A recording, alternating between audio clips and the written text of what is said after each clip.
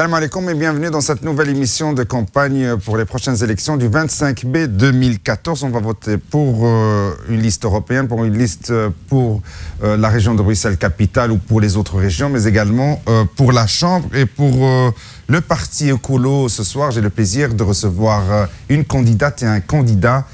Zoé Genot, bonsoir. Bonsoir. Ahmed Mouhsin, salam alaikum. Alaikum salam. Alors, vous vous présentez pour la région de Bruxelles-Capitale. Oui, tout à fait. Zoé Genot, alors vous êtes deuxième effective sur la liste écolo à la région.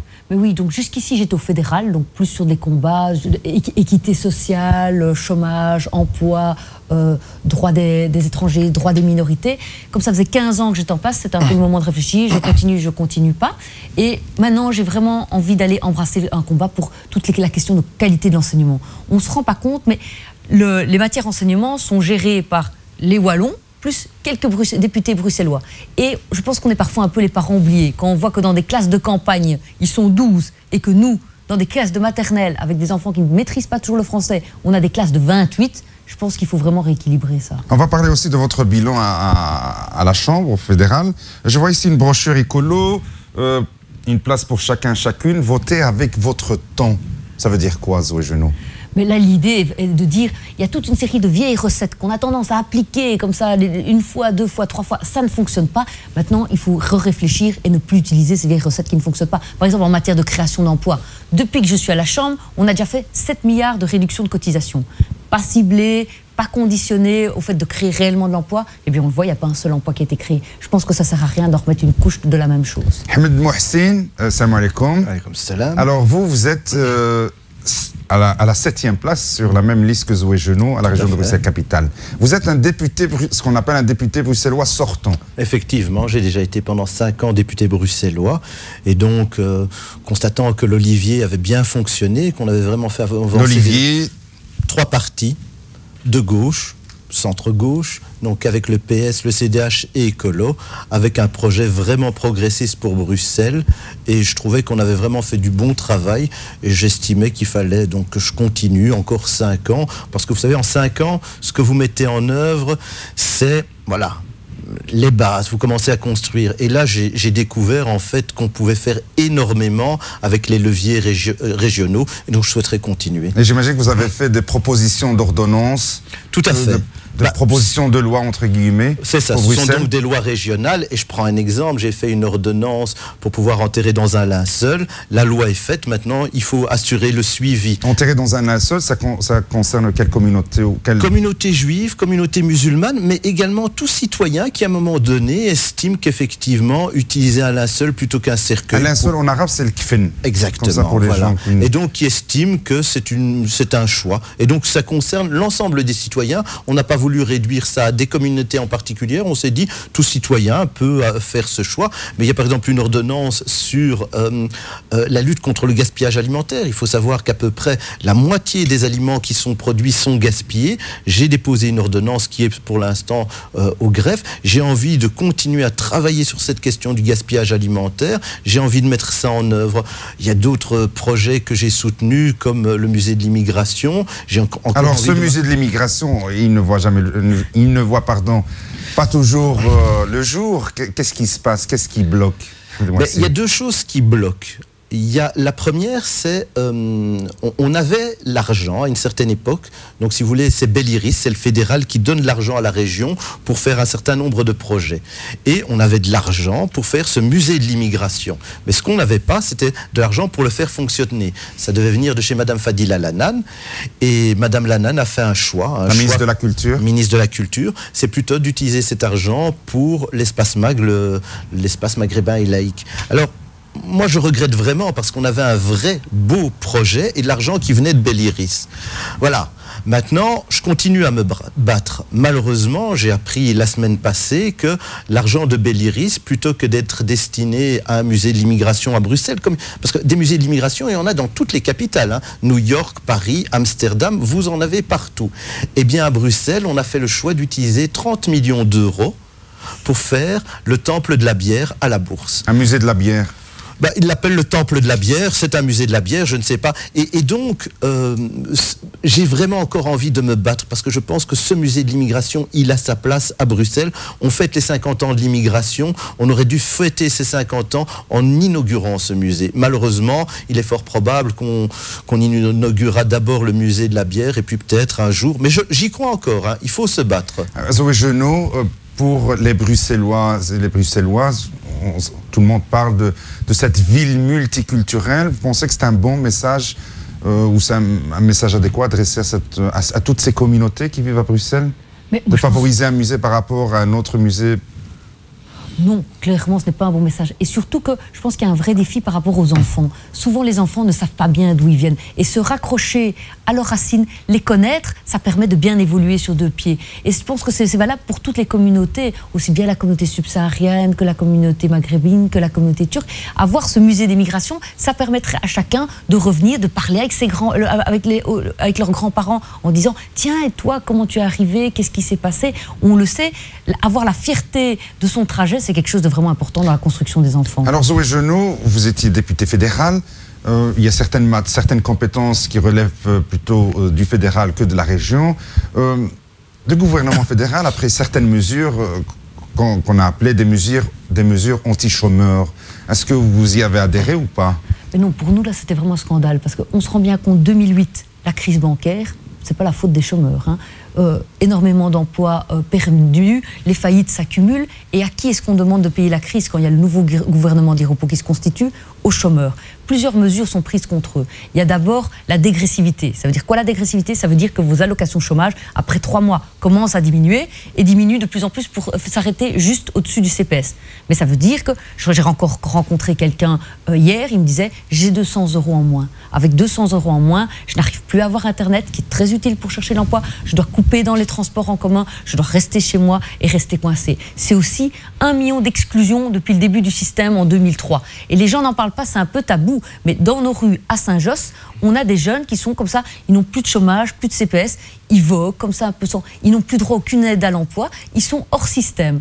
Et maintenant, on nous annonce pour le 1er janvier 50 000 chômeurs qui vont être mis dehors parce qu'ils sont depuis plus de 3 ans aux allocations chômage. Je pense qu'en cette période de crise, c'était vraiment pas la chose à faire. Alors je rappelle qu'Ecolo se situe dans l'opposition au niveau fédéral, tout à fait. Mais bon, on arrive quand même parfois à faire passer quelque chose. Je suis par exemple assez fière de dire qu'il y avait vraiment un scandale qui fait que quand une jeune dame violée, elle demande une vraie enquête policière, l'enquête ne se fait pas, elle se porte partie civile, elle exige d'avoir les enquêtes ADN sur les vêtements, etc. pour qu'on retrouve le violeur. On ne le retrouve pas parce que la police fait ça n'importe comment, ils traînent à le faire, etc.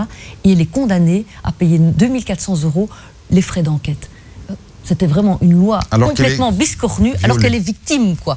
Et donc là, par exemple, même de l'opposition, j'ai réussi à faire passer une loi pour changer cela et arrêter ce système débile. Et de manière générale, je sais pas, quelle opinion portez-vous sur le bilan de cette majorité sortante au niveau fédéral?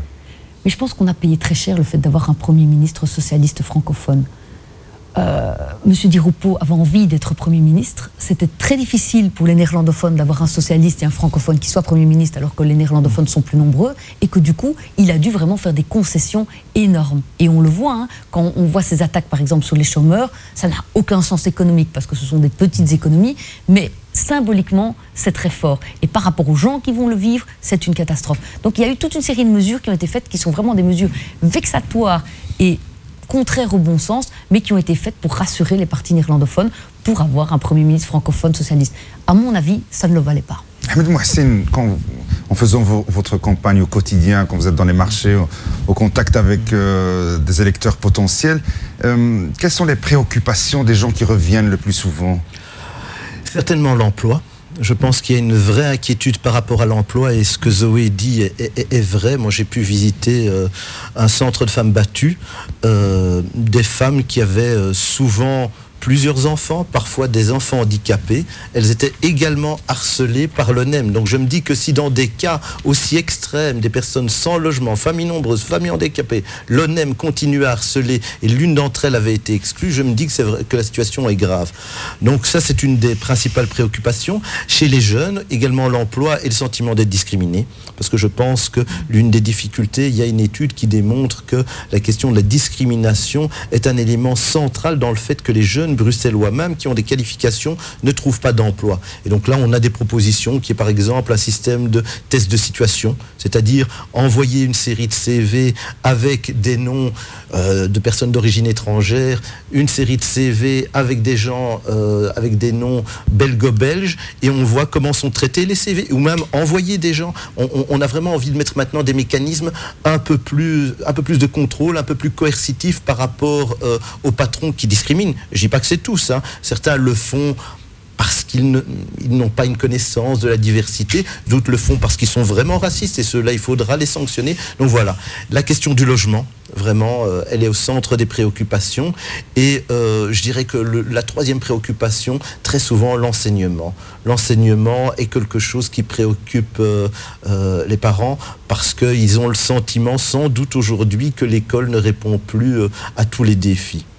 Zoé Genot, présenté pour être élu au Parlement de la région de Bruxelles-Capitale, l'un des problèmes qui revient le plus souvent, ou bien qui est le plus présent dans l'esprit des quotidiens des gens, c'est le problème du logement, qu'on vient de le dire, Hamdi Mouhsine. Bruxelles-Capitale, un territoire limité géographiquement, il n'y a pas assez de logements pour tous, c'est une ville dense de plus en plus. Écolo, quelle solution présente pour les gens qui veulent acquérir un logement?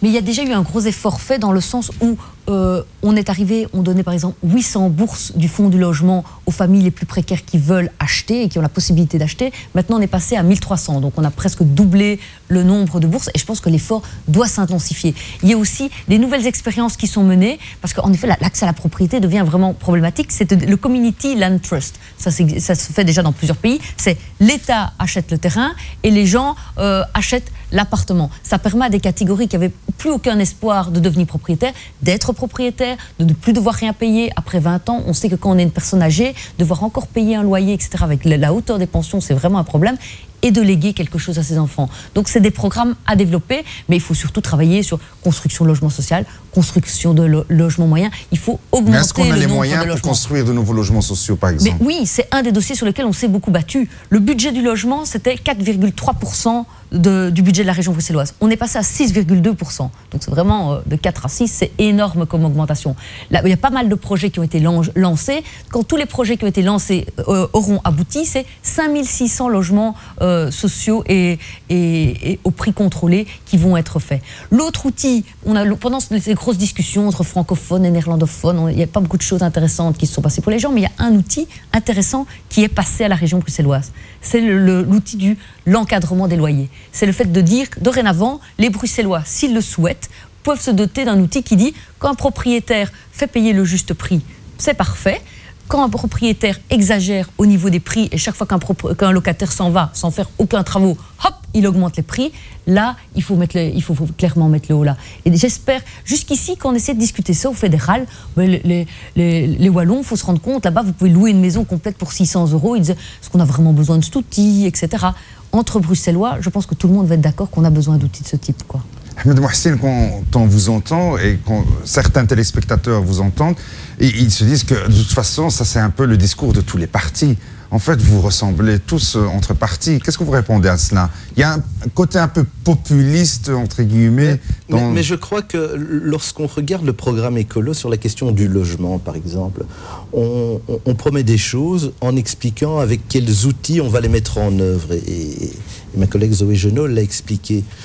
D'autres viennent et vous promettent 50 000 logements, 45 000 logements, 46 000 logements, comme ça, nouveaux logements, c'est-à-dire à peu près 2 ou 3 fois Saint-Gilles et Forêt. Et je crois que, effectivement, sur le constat, tout le monde fait le même constat. Je crois que la différence, c'est que nous essayons d'être vraiment responsables et pédagogues.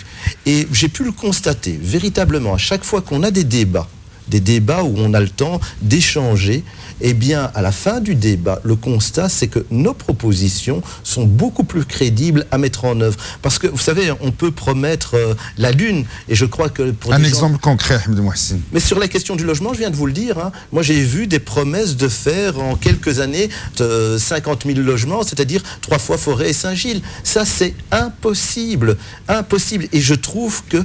Alors, vous pensez que certains partis politiques ou certains candidats trouvent ici l'occasion de faire des promesses gratuites. Je le pense vraiment. Ce n'est pas un peu l'éthique d'écolo, c'est ce que vous êtes en train de dire. En tout cas, nous, on a fait l'effort. Vous savez, souvent, je le dis, hein, notre programme fait 800 pages. C'est énorme. Mais chacun peut y retrouver nos propositions avec précision dans chacun des domaines. Et je vous le dis, lorsqu'on a fait, parce que nous, notre programme, c'est nous militants, ensemble, tous ensemble, qui travaillons dessus. Eh bien, on essaye vraiment d'être le plus juste, le plus raisonnable, parce qu'on sait que c'est nous qui, après, devrons le mettre en œuvre, et c'est nous qui, également, pendant la campagne, allons rencontrer les citoyens, et on n'a pas envie de leur mentir. Alors, je vais terminer, parce qu'effectivement, vous parlez de populisme. J'ai vraiment, moi, une inquiétude durant cette campagne.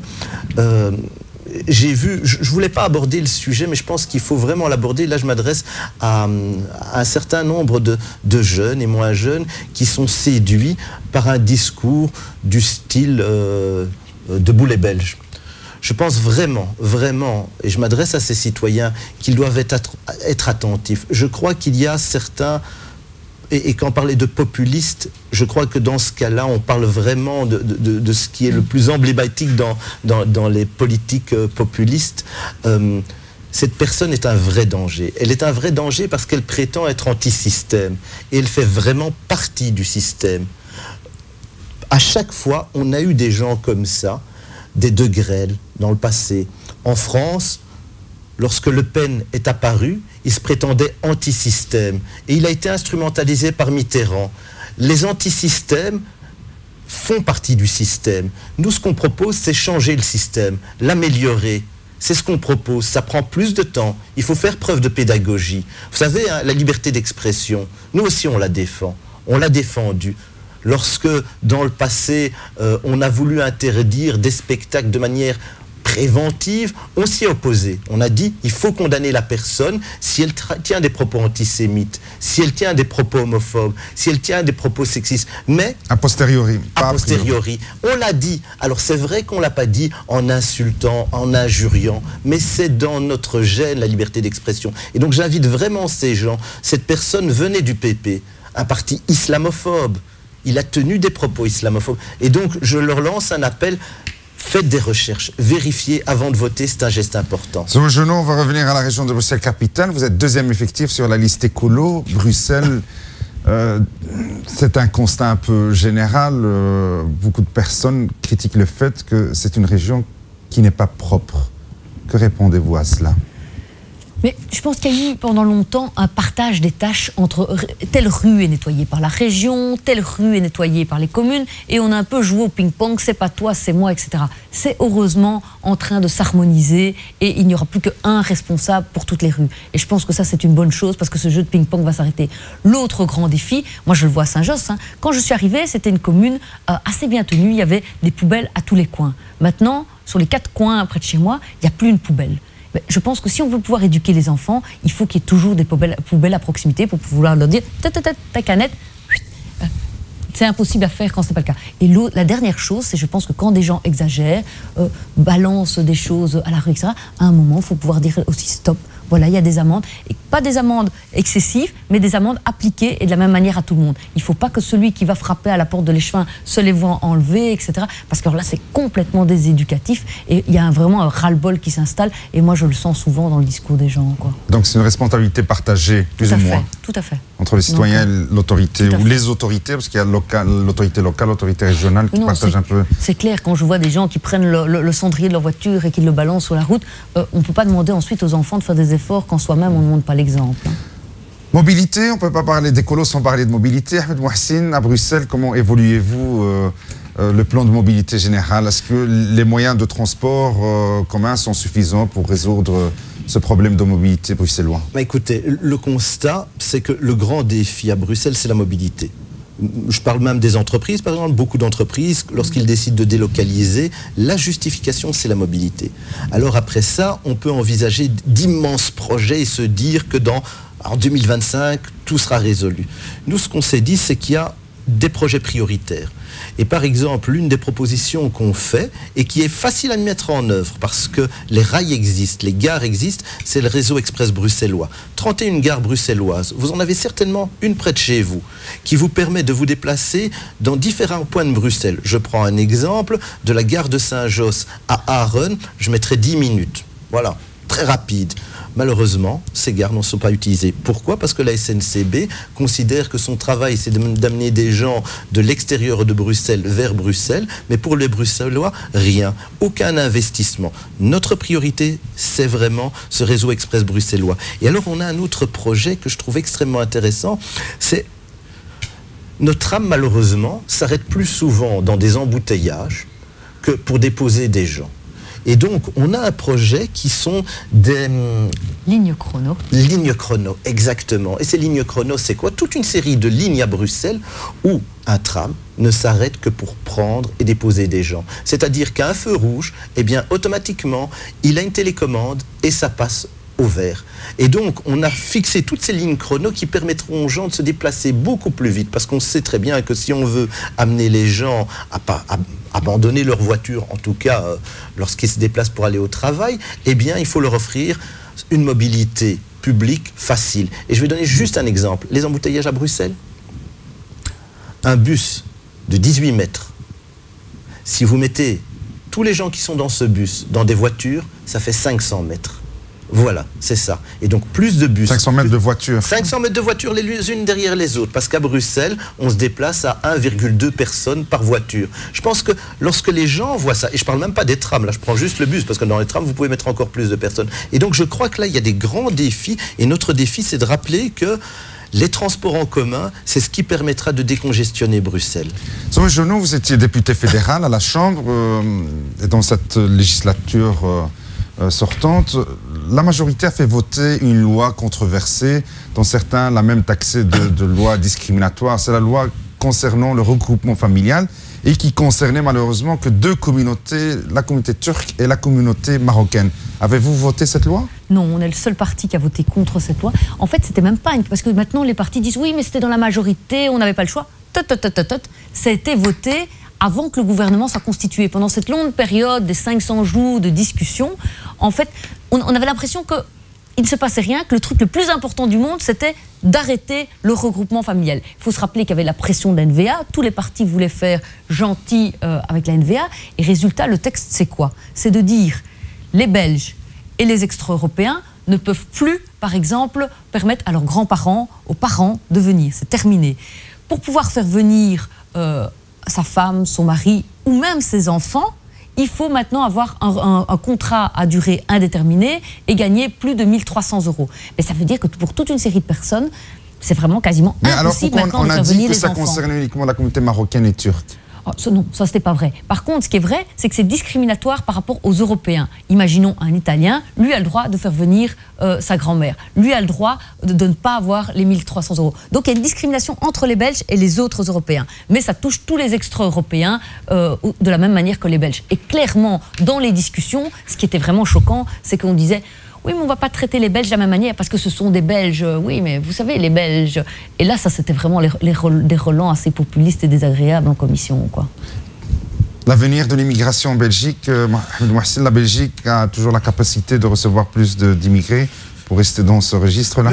Mais moi, je pense que l'immigration, c'est un plus, hein, on le constate, lorsqu'il y a eu la régularisation suite justement en 99, avec une majorité dans laquelle il y avait écolo, des études ont été faites, hein, et cette immigration qui a été régularisée rapporte plus à la Belgique qu'elle ne coûte. Donc là-dessus, il n'y a aucun problème. Par contre, ce qui m'inquiète, c'est effectivement un certain nombre de débordements. Et quand vous dites que ça touchait ces deux communautés, c'est parce qu'à un moment, la députée MR Jacqueline Galland l'a dit. Elle a dit, ça touche ces deux communautés, donc c'est pas grave. Et je crois que de plus en plus, il y a des choses que des députés se permettent, des députés même de droite, pas d'extrême droite, qui sont scandaleuses. Lorsqu'un député comme Ducarme à un moment dit qu'en Wallonie, il ne faut pas de minaret. Mais c'est scandaleux. Et pourtant, il n'est pas stigmatisé comme un type d'extrême droite. Quand De Stex au Parlement bruxellois dit que la moitié des jeunes musulmans sont antisémites, c'est grave, il n'est pas sanctionné par son parti. Et aujourd'hui, ce qui m'inquiète, c'est vraiment le comportement du MR. Pas parce que le MR fait croire que ces gens-là font ça tout seuls. Non, s'ils avaient été sanctionnés, si au premier dérapage, ils avaient été sanctionnés, eh bien, ils n'auraient pas été recommencés. Mais je pense vraiment qu'aujourd'hui, le MR chasse sur les terres de l'extrême droite. Et ça, on voit ce que ça a donné en France. C'est la montée de l'extrême droite. L'avenir de cette coexistence, de ce débat sur le racisme et la discrimination, comment on peut apaiser ces passions, vivre ensemble sans faire augmenter ou sans participer à l'augmentation de cet esprit extrémiste? Mais je pense qu'il n'y a pas de recette miracle. Hein. La meilleure recette, c'est la connaissance mutuelle. Et c'est pour ça que je me réjouis, par exemple, de toutes les initiatives culturelles qui sont menées ces dernières années. Quand, par exemple, on a des pièces de théâtre qui permettent justement de connaître d'autres facettes de la communauté musulmane, je vois tout de suite, ça dédramatise tout à fait les choses. Je pense que c'est aussi pour ça que c'est important de mener ce combat sur le fait que le foulard ne soit pas interdit partout dans la fonction publique. Parce que quand on travaille côte à côte tous les jours, la pression redescend. Quand des mamans s'investissent dans un comité de parents, on le voit tout de suite, la pression diminue. Il n'y a pas, malheureusement, pas de solution miracle. Il va falloir que dans de multiples lieux, on travaille ensemble, on soit en contact quotidiennement. Et je l'espère, tous ces relents racistes deviendront des mauvais souvenirs. Alors Zoé Genot, vous êtes deuxième sur la liste écolo pour la région de Bruxelles-Capitale. En quelques mots, pourquoi on doit voter pour Zoé Genot et pour la liste écolo? Je dirais, le plus important par rapport à Écolo, c'est que c'est un parti qui fonctionne autrement. Donc par exemple, je suis député, je ne suis pas bourgmestre, je ne suis pas échevine. C'est pour ça que je peux faire mon boulot à plein temps. Je peux recevoir les gens, je peux me rendre dans une école quand il s'agit de discuter, je peux suivre mes dossiers en commission. Et c'est comme ça, vous le voyez, quand on dresse le bulletin des députés, que les députés écolos ont toujours les meilleurs bulletins. Parce qu'on est là, on bosse, on est en contact avec le terrain, on est en contact avec les experts pour essayer de faire avancer nos dossiers. De la même manière, vous ne voyez pas une kyrielle de nos affiches partout, parce que chez Écolo, je rends 2 000 € chaque mois à mon parti pour pouvoir gérer collectivement la campagne. Ce n'est pas le plus riche qui a le plus d'affiches. C'est ensemble, collectivement, on se donne un nombre raisonnable d'affiches pour être dans la campagne, mais sans avoir cette débauche. Et je pense que c'est des sujets importants. Ahmed Mouhassine, même question. Vous êtes 7e effectif sur la liste écolo à la région de Bruxelles-Capitale. Pourquoi on doit voter pour Ahmed Mouhassine? Et pour Écolo, pour deux choses. La première, c'est comme je l'ai dit, il y a une série de dossiers qui me tiennent à cœur et on a parlé de la question du foulard dans l'administration publique. Moi, j'ai pris l'engagement très clair que si je suis élu, je dépose une ordonnance pour mettre fin aux agissements, par exemple, d'activistes qui excluent sans raison des femmes qui travaillent avec foulard. Ça, moi, j'ai pris cet engagement, je le ferai. Et je pense que c'est ça la force d'Écolo. Ce sont des engagements et on les tient. La deuxième chose, c'est que chez Écolo et chez moi, il n'y a pas de double discours. C'est-à-dire que quand je vais rencontrer des citoyens et que je défends un projet, même un projet qui ne plaît pas à un quartier, par exemple, supprimer des places de parking parce qu'on veut mettre une voie pour les bus, eh bien, je parle franchement. Et je vais prendre juste un petit exemple qui est anecdotique, mais qui me fait rigoler, enfin, me fait rigoler ou pleurer. C'est sur la question, par exemple, je vais régulièrement dans une série de boucheries, ben oui, pour coller des affiches d'Écolo, et je vois des affiches d'Unkelings en grand, dans des boucheries qui vendent la viande halal. Et lorsque vous vérifiez, vous constatez en fait qu'Unkelings, fin 2009, début 2010, voulait interdire le halal. Elle voulait l'interdire en Belgique comme dans d'autres pays. Et quand je pose la question aux gens, ils ne le savent pas. Ce qui me gêne, c'est pas la position d'Unkelings. On peut débattre de tout. Vraiment, le bien-être animal, c'est une question qu'on peut aborder. La question, c'est quand le citoyen ne sait pas ce qui est défendu par certains hommes politiques. Deuxième dossier, par exemple, sur lequel je me battrai, je continuerai à me battre, c'est la question justement de nos liens avec Israël. Je pense qu'il y a un vrai problème. Israël dérive à l'extrême droite. Aujourd'hui, tous les jours, il y a des Palestiniens qui sont tués.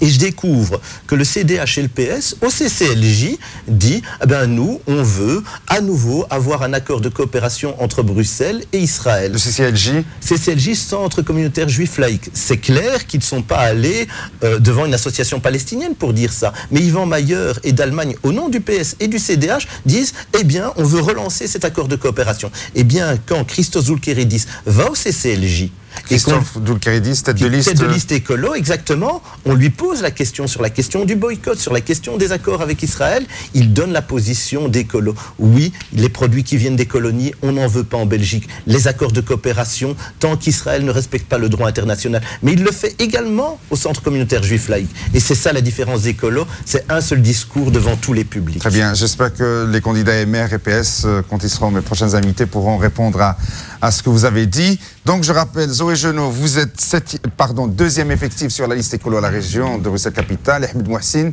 7e effectif. Je vous remercie. Merci à vous. Je vous souhaite bonne chance. Je le rappelle toujours que malheureusement, on ne peut pas recevoir toutes les candidates et tous les candidats, mais j'espère que vous représentez un peu écolo et que d'autres candidats se retrouveront dans le discours que vous avez fait aujourd'hui. Et je continuerai toujours à rappeler, lisez les projets, regardez les propositions des uns et des autres. Et bien sûr, il y a des candidates et des candidats valables. Je vous laisse faire votre choix. Je recevrai d'autres candidats, d'autres partis politiques. Et d'ici là, je vous dis, ma salama et à bientôt.